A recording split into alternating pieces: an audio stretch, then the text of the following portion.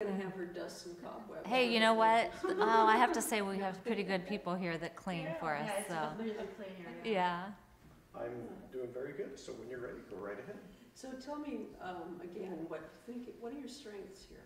What do you do really well? I think one of the things that we really focus on is the relationships that we have with our families.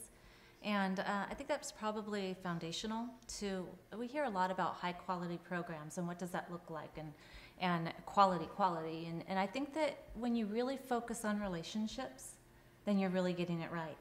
You're starting where it's most important, and in order to have high quality, you really have to focus on the relationships that you have with families and with children and being really intentional.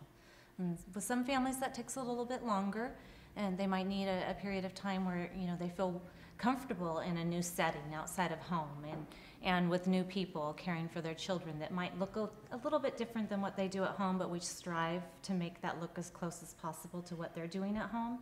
But it is a center, and we have challenges with it being exactly like it would be in your own home environment, but we try really hard. And that starts with getting to know the children that are in our care and really understanding who they are as individuals, what's important to their families when they think about early education and child rearing. And all of that comes into relationships. Mm-hmm. Talk about when those things, what are your big challenges around when the family situation and the center situation don't match very well? I think really open communication and understanding when we have approaches that it's okay for the parents to think that we could do it differently. And that really comes from, again, the comfort level of the families approaching us and being able to say, why do you do things this way? And have you ever thought about this? And this is what we do at home, and this is what makes my child comfortable. This is how I soothe my child. This is what my child does at meal times or any time throughout the day, whatever it might be. It's really important to honor the family. And it's okay for them to say, this is looking a little bit different than what we normally do, and finding middle ground. And we understand we have challenges in the fact that we are a center, but doing our very best to be able to meet the needs of the child based on what's important to the family. Awesome. You spoke earlier about really incorporating the natural environment in your program. Talk about that. That's really an exciting element of what we do, and probably one of the things that gets me most excited.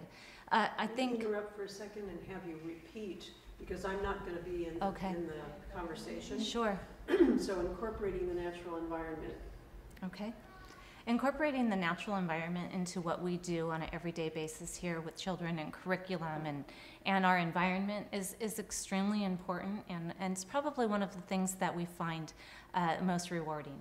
And whether it's in the garden or going on a nature walk or bringing elements of the outdoors inside and doing anything that we do inside that is typically what we would consider curriculum, also doing that outside, has been something that I think has been really special to us, and I think is something gets me very excited, and I also would have to say it gets the teachers very excited also. And it's also something that has helped us to be able to include families.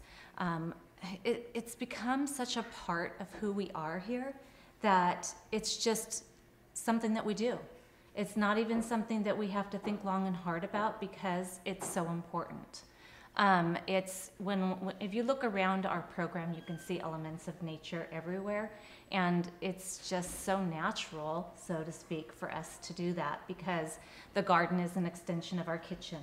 And anything we do in the garden is curriculum. I mean, whether we do math in the garden or we do music in the garden or we read a story in the garden, it all becomes a part of our environment.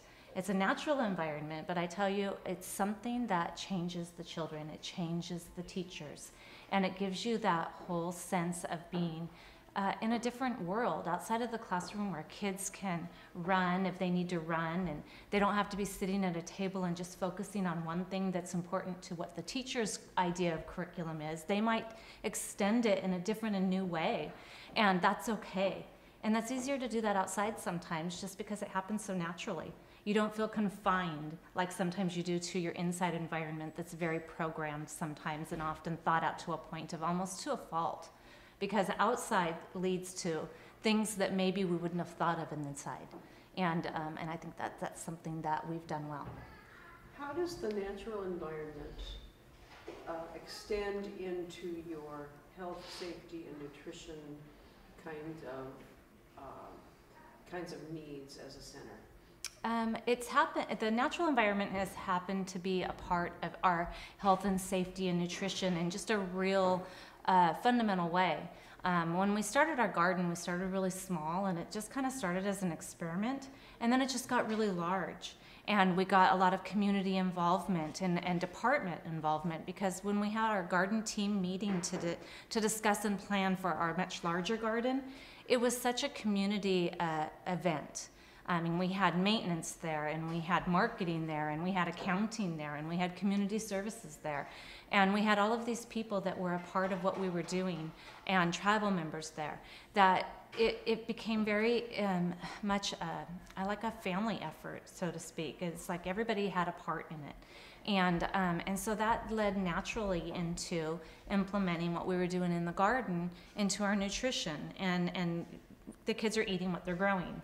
And so that was a big part of it as well. And for as far as safety goes, I think that it's really, when you get into nature, a lot of times people go, oh, you know, that's not safe. Don't let them do that. They could get hurt. But you know, when you take away a little bit of the risk, you take away a little bit of the excitement too. And I think that for our kids, you know, we have to trust them to know what their limits are. And we're there to help them to feel safe and to say, okay, if this doesn't feel safe to you, that's okay.